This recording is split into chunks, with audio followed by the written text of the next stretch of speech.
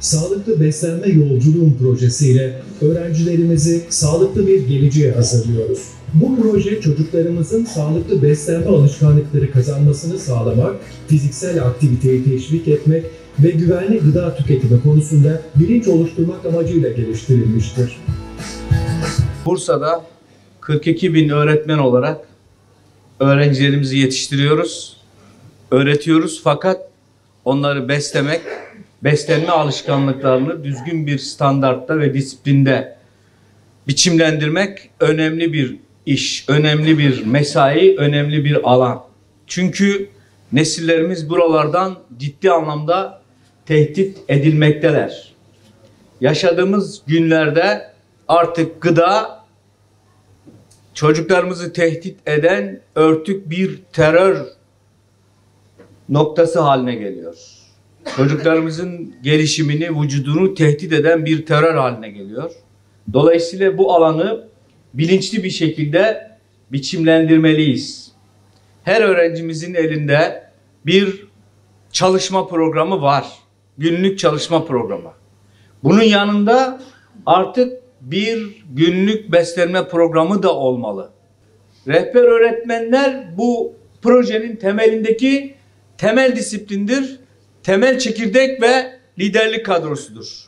Nasıl öğrencilerimize çalışma kılavuzu vermişlerse aynı şekilde bir beslenme kılavuzu vermek durumundalar.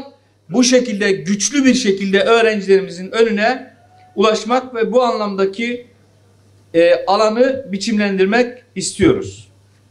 Biz tabii ki bozuk gıdaya hayır diyoruz. Çocuklar bilinçli olsun istiyoruz. Aynı zamanda biz işte Coca-Cola gibi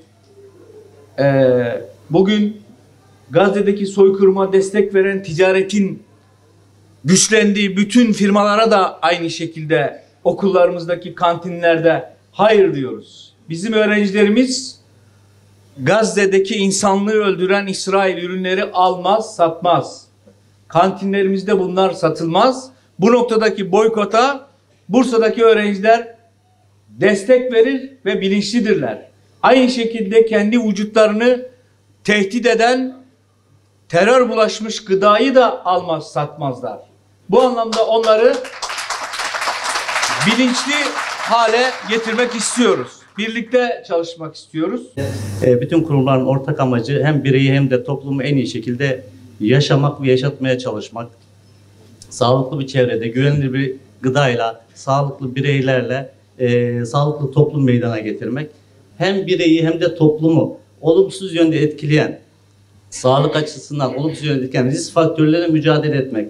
Son yıllarda ortaya çıktı ki hipertansiyon, diyabet, adını almak istemiyorum ama kanser gibi kronik hastalıkların altında obezite yatıyor. Yani aşırı kiloluk yatıyor. Biz eğer bununla mücadele etmezsek hem bireyin, kendisinin, ailesinin ve toplumun yüküne bir ömür boyu çekeceği bir yük yüklüyoruz. Hem de devletin üzerine. Fakat obezitenin altında ne yatıyor? Çok basit, sağlıksız beslenme, hareketsiz hayat. Bunların önüne geçebilirsek uzun vadede çok ciddi bir şekilde hem vatana, millete hem de bireye faydalı olmuş olacağız. Yani sağlıklı olmak için aslında herkes formülü biliyor. Hareket etmemiz gerekiyor, spor yapmamız gerekiyor. İşte uyku önemli, ciddi, kaliteli bir uyku uyumak gerekiyor. Beslenme önemli. Bugünkü projemizin konusu da o. Sağlıklı beslenme, dengeli beslenme, kaliteli beslenme. Bu da önemli. Bütün bunların haricinde de hep şu ifade ediliyor. Yani beslenme, uyku, spor önemli ama hepsinden belki daha önemlisi %60 deniyor. Sağlıkla alakalı olarak moral. Yani pozitif olmak, moral, motivasyon, neşe. Dolayısıyla bu sosyal, kültürel, sportif etkinlikler aslında moral anlamında da belki bir destek vereceği için sağlıklı olmaya vesile olabilir. Bursa gibi büyük şehirlerde hareketsizlik ve sağlıksız beslenme çocukların hem fiziksel hem de zihinsel gelişimlerini tehdit etmektedir. Bizler bu tablo karşısında harekete geçtik. Bu proje bilimsel verilerle desteklenen bir müdahale planıdır. Bu projeyle yalnızca bilgi aktarımı değil, çocuklarımızda yaşam boyu sürecek bir bilinç dönüşümü hedefliyoruz. Okul öncesinden liseye, öğrenciden öğretmene, aileden kuruma kadar her bireyi kapsayan bir sistem oluşturduk. Amacımız sağlığı eğitimin vazgeçilmez bir bileşeni haline getirmektir.